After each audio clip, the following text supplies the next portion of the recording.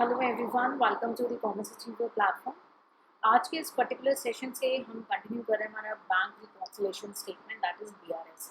हमने ऑलरेडी जो है बेसिक आइडिया ले लिया बीआरएस के बारे में, उसके ऑब्जेक्टिव्स एंड रिक्वायरमेंट को डिटेल में अंडरस्टैंड किया है। आज हम कंटिन्यू करेंगे हमारे लास्ट सेशन को। ये कंप्लीट सीरीज चल रही है बीआरएस की, तो आप इस सीरीज़ का मैक्सिमम बेनिफिट लें। इट्स माई प्रॉमिस, अगर आपको किसी भी तरीके का फोबिया या डाउट्स है तो आपको ये जो सेशंस हैं काफ़ी ज़्यादा हेल्पफुल होने वाले हैं। सो बीआरएस यानी बैंक रिकॉन्सिलेशन स्टेटमेंट, एक बेसिक पिक्चर हमने डिस्कस कर लिया है। आज जो हम रेफरेंस ले रहे हैं सेम हमारी एनसीईआरटी की बुक रहने वाली है, और उस रेफरेंस के थ्रू हम इस कंटिन्यू चैप्टर को कंटिन्यू करेंगे। अगर आप कोई और भी मटेरियल ले रहे हैं तो आपकी कॉन्सेप्चुअल अंडरस्टैंडिंग चेंज नहीं होगी। हाँ, अगर कोई ऐसे वर्डिक्ट्स हैं जो आपको क्लियर नहीं हो रहा है आपकी बुक में, आपके जो अदर रेफरेंस बुक है आपको वो क्लियर नहीं हो रहा है, तो आप उसे कमेंट सेक्शन में पूछ करके क्लियर कर सकते हैं, बट कॉन्सेप्चुअल अंडरस्टैंडिंग आपकी सेम रहने वाली है। तो चलिए स्टार्ट करते हैं हमारा आज का सेशन। तो हमने बेसिक आइडिया ले लिया था हमारी एनसीईआरटी से भाई, और उसका नीड के बारे में समझा, उसके फॉर्मेट के बारे में हमने ऑलरेडी अंडरस्टैंड कर लिया था। ठीक है, हमने ये भी देखा कि हमारा जो बैंक रिकॉन्सिलेशन है, यानी जो हम रिकनसाइल करते हैं हमारी कैश बुक और बैंक की जो पासबुक है, ठीक है, उसमें डिफरेंस आने की दो वजह हैं। पहला टाइमिंग डिफरेंस, दूसरा आपका एरर्स। सो टाइमिंग डिफरेंस को हम और एरर्स को आज डिस्कस करेंगे डिटेल में थ्योरेटिकल फॉर्म में, और जब हम न्यूमेरिकल प्रैक्टिस करेंगे यानी नंबर्स के थ्रू प्रैक्टिस करेंगे तो मैं दोबारा से इन डॉट्स को आपको कनेक्ट कराऊंगा। ठीक है, सो रिक्वेस्ट यही है इस सेशन में आगे बढ़ने से पहले कि आपको प्रैक्टिकल अप्रोच लेके चलनी है, जैसे हमने लास्ट सेशन में डिस्कस किया था। एक बिजनेसमैन की तरह सोचना है कि भाई आपकी जो बैंक की पासबुक है, ठीक है, उसमें क्या एंट्रीज हैं, और आपके पास जो आपकी कैश बुक आप मेंटेन कर रहे हैं उसमें क्या एंट्रीज हैं। Timing difference, when business compare the balance of its cash book with the balance shown by bank passbook, तो जब बिजनेस जो है अपनी कैश बुक में कैश कॉलम और बैंक कॉलम बनता है उसका, तो जब उसने अपनी कैश बुक के बैंक कॉलम को कंपेयर किया और बैंक से जाके उसने अपनी पासबुक को अपडेट कराया और दोनों को कंपेयर किया, ठीक है, सो वहाँ पे डिफरेंस देखा। डिफरेंस यहाँ पे आया टाइम गैप की वजह से। सो when shown by the passbook, there is often a difference which is caused by the time gap in recording the transactions relating either to payment or the receipts. तो क्या बोला? When a business compare the balance of cash book with the balance of shown by the bank passbook, ठीक है, there is a difference which is caused by the time gap in recording the transaction relating either to the payments or receipts. छोटी छोटी बातें हैं कि आपको receipts और payment दोनों देखना है, दोनों में हमें डिफरेंसेस देखने को मिलता है। दूसरी इंपॉर्टेंट बात, ट्रांजैक्शन और इवेंट में क्या डिफरेंस है ये आपको पता होना चाहिए। ठीक है, इसीलिए अकाउंट्स की इस कंप्लीट सीरीज का बेनिफिट ले, जहाँ पे बहुत ही छोटे छोटे पॉइंट्स को मैंने काफ़ी डिटेल में एक्सप्लेन किया ताकि आपकी बेस स्ट्रॉन्ग हो। ठीक है, आपका जो बेसिक्स है वो काफ़ी स्ट्रॉन्ग हो सके। ठीक है, तो पहला जो हमारा टाइमिंग का रीज़न है, cheque issued by bank but not yet presented for payment.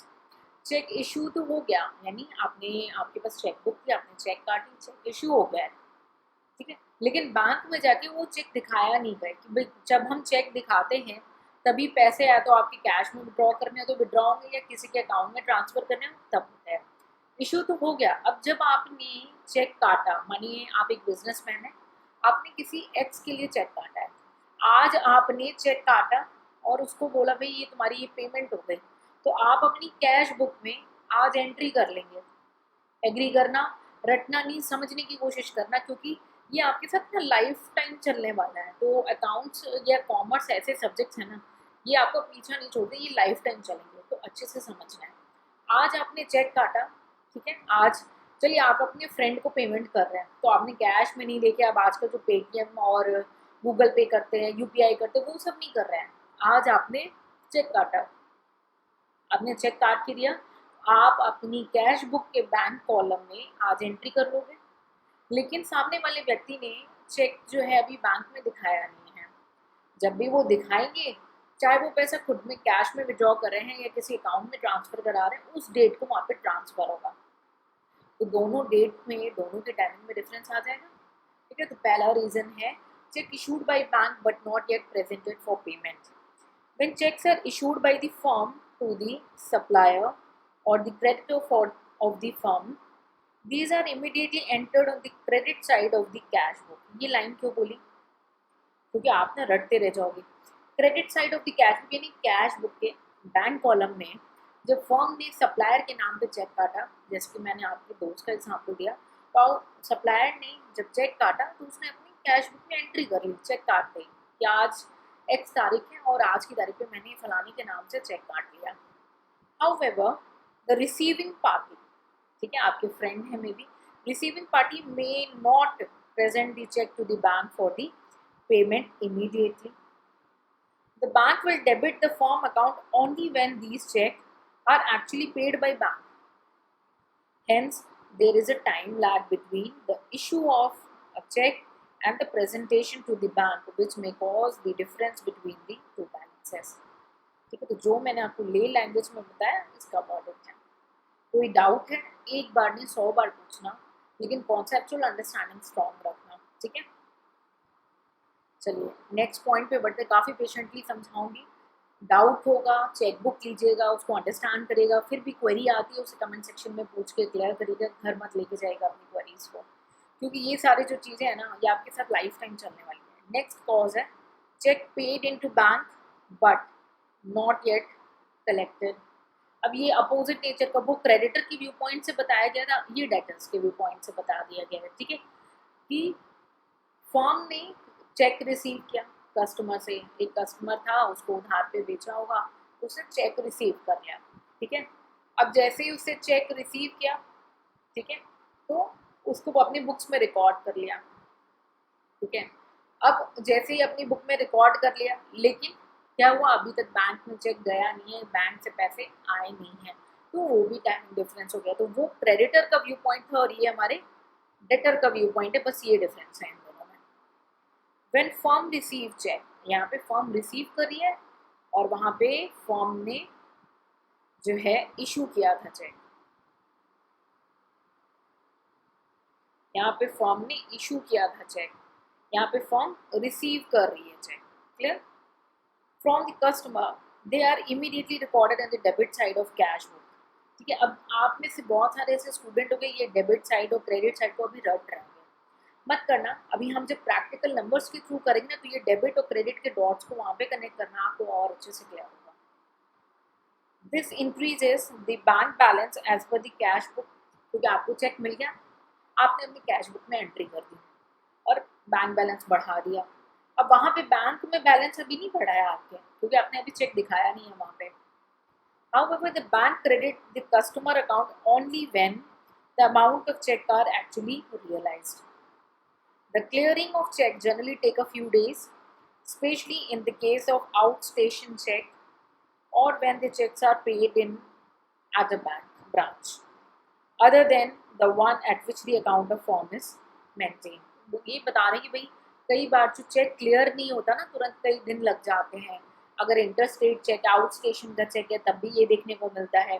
किसी अदर ब्रांच का चेक है, किसी अदर बैंक अकाउंट का चेक है ना, उसके नाम का आती है, तो थोड़ा सा टाइम लग जाता है प्रोसेसिंग में. ठीक है, तो ये पूरा चीज़ वही एक्सप्लेन करा है. So this lead to a cause of difference between the bank balance shown by the cash book, bank balance shown by the cash book with the firm and the bank balance shown by the bank का passbook.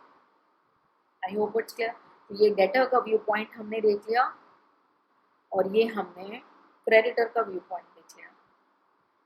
यानी जब check issue कर रहा है form, वो view point, और एक बार check receive कर रही है फॉर्म, हमने वो पॉइंट. कि कैसे दोनों वजहों से हमें टाइमिंग डिफरेंस. इस पर आपके थ्योरी क्वेश्चंस भी आते हैं कई बार, इसलिए ध्यान से समझ के चलना है. ठीक है, next, direct debit made by bank on behalf of customer.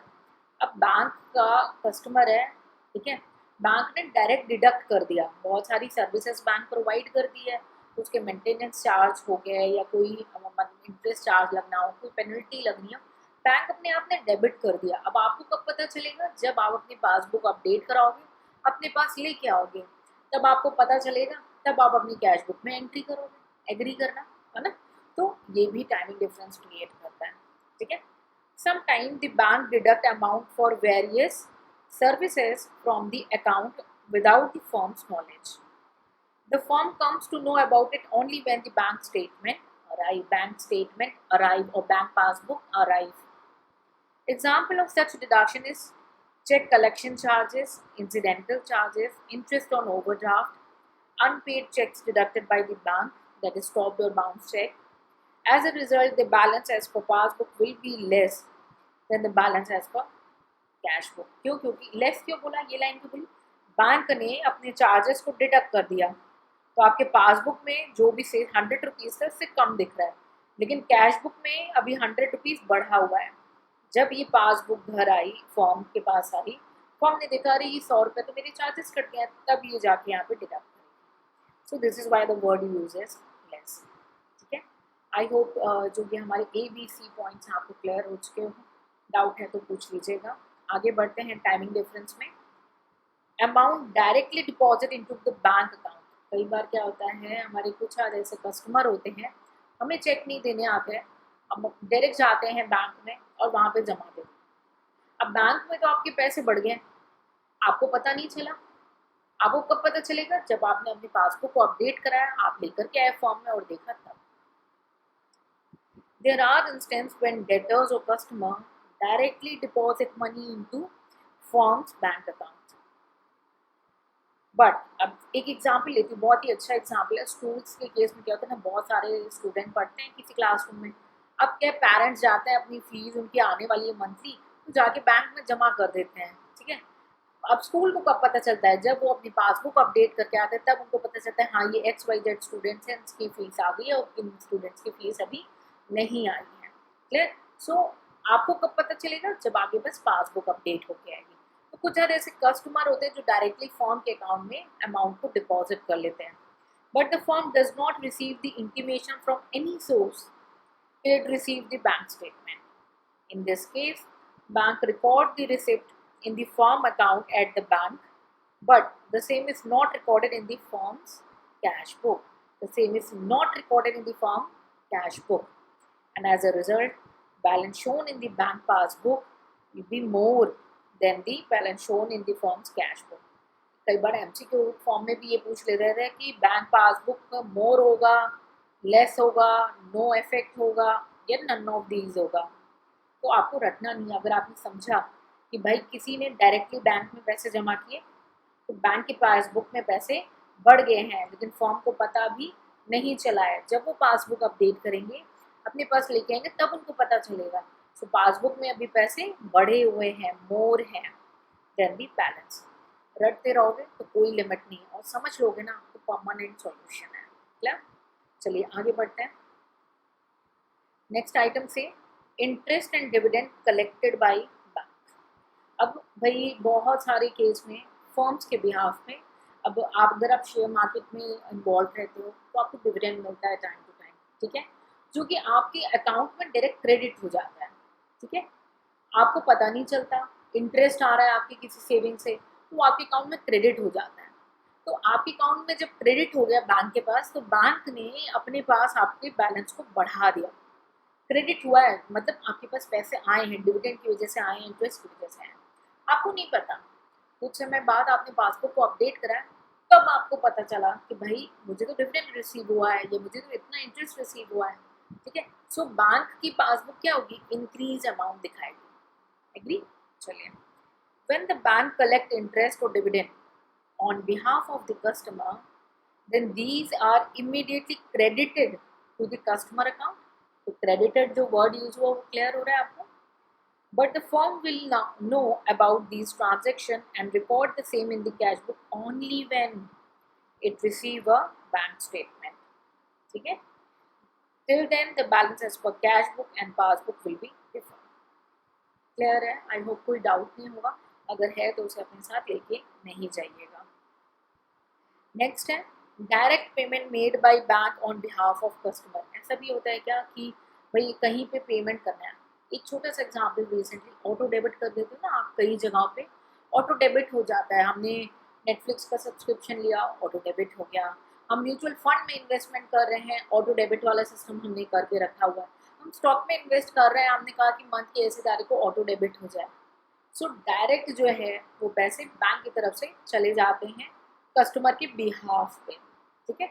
So third party को टेलीफोन का बिल है, ठीक है, जो डायरेक्ट पेमेंट होता है, इंश्योरेंस की पेमेंट्स हैं, है ना, वो भी डायरेक्ट चली जाती है। ऑटो डेबिट जो मैंने आपको एग्जाम्पल दिया। सो टाइमिंग डिफरेंस, आपने आपके बिहाफ में बैंक ने पेमेंट कर दी, आपका पासबुक में माइनस हो गया उतना अमाउंट, लेकिन आपको पता नहीं चला। आपको कब पता चलेगा? जब पासबुक आपके पास आएगी। क्या? Sometimes the customer gives standing instruction to the bank to make some payment regularly on stated days to the third parties. For example, telephone bills, insurance premium, rent, taxes, etc. are directly paid by bank on behalf of the customer and debited on the account. Debited यानी minus हो गया, रटना नहीं, debited क्यों बोला समझना। And as a result, the balance as per the bank passbook will be less. क्यों less बोला ये भी clear होना चाहिए than the one shown in the cash book. कोई डाउट है तो क्लियर करेंगे please. The last timing difference is cheque deposit या बिल डिस्काउंटेड डिसऑनर। कोई चेक डिपॉजिट किया था, ठीक है, वो डिसऑनर हो गया। क्यों? कई रीजन होते हैं। मेनली रीजन क्या होता है, आपके अकाउंट में उतने पैसे नहीं थे, जो पार्टी ने आपको चेक दिया उसके अकाउंट में उतने पैसे नहीं थे, इसलिए चेक डिसऑनर हो गया। अब आपने तो रखा हुआ है अपने पास, एंट्री कर ली है कि भाई वाह मेरे पास तो पैसे आ गए, चेक आ गया, अब मैं डिपॉजिट कराऊँ। सामने वाली पार्टी के अकाउंट में उतने पैसे ही नहीं थे, चेक डिसऑनर्ड हो जाता है। आपको पता कब चलता है? जब आप पासबुक अपडेट कराओगे। If a cheque deposit by firm dishonored or bill of exchange drawn by the business firm is discontinued with the bank is dishonored on the date of maturity, the same is debited to the customer account by the bank. अभी bill of exchange क्या होता है, ये हमारा theoretical concept है, इसे हम separately cover up करेंगे। तो हमने इसकी बेसिक थ्योरी को ऑलरेडी कवर अप किया, आप उस वीडियो सेशन को रेफर करें और कवर अप कर लेंगे, ठीक है। As information is not available to the firm immediately, there will be no entry in the firm cash book regarding the item. This will shown to the firm when it receives a statement from the bank. As a result, the balance as per passbook would be less than the cash book. Less क्यों बोला? क्योंकि dishonour हुआ तो उन्होंने तो बढ़ाया ही नहीं आपका अमाउंट, लेकिन आपने तो पहले से बढ़ा के रखा है। जब आपने अपडेट कराई पासबुक, आपको तब पता चला कि भाई चेक तो डिसऑनर हो चुका है। हमने अभी तक समझे A to G तक हमारे टाइमिंग डिफरेंस को। तो इसमें आपके मैं प्रैक्टिकल क्वेश्चन रेज हो सकता है न्यूमेरिकल नंबर्स फॉर्म में, जिसे हम कनेक्ट करेंगे। जब हम नंबर्स के फॉर्म में भी करेंगे ना, तो मैं आपको दोबारा से सारे कॉन्सेप्ट रिकॉल कराऊंगी। सेकेंड आपका रेज होता है पूरा डिटेल आंसर। तो डिटेल आंसर में क्या करना है, एक ट्रिक आपको बताऊंगी। आपको A to G तक की हेडिंग को माइंड में रखना है कि टाइमिंग के डिफरेंस की A to G हेडिंग है। ये इसलिए बोल रही हूँ क्योंकि आपका टाइम सेविंग होगा। हम एग्जाम के व्यू पॉइंट से थोड़ा सा स्मार्ट भी प्ले करेंगे। पहला मेरा कोशिश रहता है कि आपकी अंडरस्टैंडिंग स्ट्रॉन्ग हो, प्रैक्टिकल अप्रोच आपका क्लियर हो, और साथ में एग्जाम में अगर हमें और अच्छे मार्क्स से विन करना है तो थोड़ा सा स्मार्ट लेंगे। तो A to G तक की जो ब्रॉड हेडिंग है वो आपके माइंड में सेटल होनी चाहिए परमानेंटली। तो डिटेल आंसर राइटिंग जब आएगा तो आप ये broad heading A to G लिख सकते हैं, और उसके अंदर की डिटेल जो है थोड़ा आपने लिखा और एक एग्जाम्पल दे दिया, दैट्स इट। अब जो थर्ड फॉर्म आता है, एक न्यूमेरिकल बोला, एक detail answer writing, third form होता है MCQ। तो MCQ में आपका प्रैक्टिकल अंडरस्टैंडिंग क्लियर होना चाहिए, आपकी स्ट्रॉन्ग होनी चाहिए अंडरस्टैंडिंग। इसलिए बार बार बोल रही हूँ, कोई भी क्वेरी है उसे अपने साथ घर मत लेके जाना, एक बार नहीं 100 बार पूछना, लेकिन क्लियर करना, ठीक है। So next type of error हम लेंगे डिफरेंसेस कॉज्ड बाय एरर। इसमें भी 3 तरीके के हमारे क्वेश्चन फॉर्म हो सकते हैं। एक तो न्यूमेरिकल, दूसरा आपका डिटेल आंसर राइटिंग जिसमें आपको बुलेट हेड्स को याद कर लेना है, और तीसरा MCQ। तो अगर MCQs आते हैं तो आपको कॉन्सेप्चुअल अंडरस्टैंडिंग और न्यूमेरिकल के लिए भी कॉन्सेप्चुअल अंडरस्टैंडिंग बहुत स्ट्रॉन्ग रखनी है। क्लियर? चलिए, एरर हो जाता है, गलतियाँ हो जाती हैं, अमाउंट की भी हो सकती है, ठीक है। So sometime the difference between the two balances may be accounted for by an error on the part of bank और error in the cash book of the business. तो क्या केवल पासबुक में एरर हो सकती है? नहीं, कैश बुक में भी हो सकती है। क्या केवल कैश बुक में हो सकती है, बैंक तो कोई एरर नहीं कर सकती? ऐसा नहीं होता, बैंक भी एरर कर सकती है। This causes the difference between the bank balance shown by the cash book and the balance shown by the bank statement. Okay? So there is a chances of error. तो error की वजह से भी हमें जो है डिफरेंसेस देखने को मिलते हैं। तो दो तरीके के ही बात है, error committed in recording transaction by firm, error committed in recording transaction by bank. ठीक है, ओमिशन और रॉन्ग रिकॉर्डिंग, ओमिशन यानी भूल ही गया रिकॉर्ड करना, याद ही नहीं रहा, सोचा अभी 5 मिनट में कर लेंगे, 1 घंटे में कर लेंगे, लेकिन भूल गए करना, तो ओमिशन हो गया, या रॉन्ग रिकॉर्डिंग कर ली of transaction relating to cheque issued, cheque deposited and wrong totalling, कुछ भी हो सकता है, etcetera committed by the firm while recording entries in the cash book causes a difference between cash book and passbook. Next, omission or wrong recording of transaction relating to check deposited and wrong totaling etc etc यानी बहुत सारे बहाने हो सकता है, बहुत सारे reasons. Committed by the bank while posting entry in the passbook causes the difference between passbook and the cash book balance. So केवल एरर में हमारे ये दो तरीके के एरर हैं जो फॉर्म करती हैं या बैंक करती हैं, ठीक है, और इसको हमने दो पार्ट में अंडरस्टैंड करना। तो हमारे जो एरर्स हैं हमने उसे डिटेल में डिस्कस कर लिया है। आपके पास ये कुछ टेस्ट है आपके recording, if you want to do practice fill up the blanks है, ठीक है, ट्राई करो कि आपने कितना समझा है।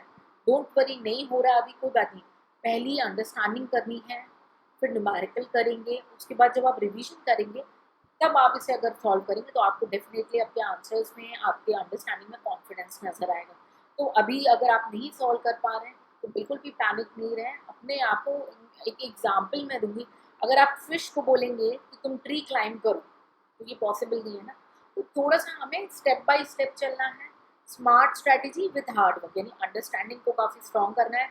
हमने अभी तक थ्योरी के फॉर्म में की, फिर हम धीरे धीरे न्यूमेरिकल प्रैक्टिस से करेंगे, उसके बाद हम फिल अप द ब्लैंक्स कर सकते हैं। ठीक है, सो आई बिलीव आज के इस पर्टिकुलर सेशन में आपको दोनों रीजंस क्लियर हो गए, टाइमिंग डिफरेंस एंड एरर का, ठीक है, और मैंने कितने तरीके के क्वेश्चन उठ सकते हैं ये भी आपको बताना, और साथ ही साथ रिक्वेस्ट की है कि अंडरस्टैंडिंग पे बहुत ज़्यादा फोकस करना है, और किन किन तरीके के क्वेश्चन रेज हो सकते हैं उस तरीके की हमें तैयारी करनी है। नेक्स्ट सेशन में हम प्रिपरेशन करेंगे ऑफ बैंक रिकॉन्सिलेशन, ठीक है, और इसको भी डिटेल में डिस्कस करेंगे। क्यों डिफरेंट सीरीज में कंटिन्यू करवा रही हूँ, रीज़न बीइंग दैट कि आपकी जो कॉन्सेप्चुअल अंडरस्टैंडिंग है किसी पर्टिकुलर टॉपिक को लेकर, आप उतनी करो और सेम डे उसे रिवाइज कर लो, इतना करते जाओ। एक दिन में पूरा चैप्टर पढ़ लिया, रिवीजन नहीं किया, समझे कुछ नहीं, बस ये चैप्टर कंप्लीट करने की कोई रेस नहीं है, रेस है आपके समझने की, खुद का कंपैरिजन खुद से करना है किसी और से, ठीक है। सो आई होप आज के सेशन से आपको 0.1% वैल्यू एडिशन मिला हो, तो अपने views and opinions definitely share किया करें, ताकि मैं नेक्स्ट सेशन में अगर कुछ कमी है या आपको कुछ और अच्छे तरीके से समझाना हो, मैं उसको इंक्लूड करूँ, और अगर आपको इस सेशन से बहुत ज़्यादा हेल्पफुल मिली है तो वो भी आप मुझे क्लियर करें, ताकि मेरे को कॉन्फिडेंस मिले कि आप एक्चुअली में इसका बेनिफिट ले सकते हैं। ठीक है, सो मिलेंगे हम नेक्स्ट सेशन में, कुछ और नया सीखेंगे, हमारे साथ जुड़े रहें, फिर मिलेंगे नेक्स्ट सेशन में। Till then take care, bye bye and जय हिंद।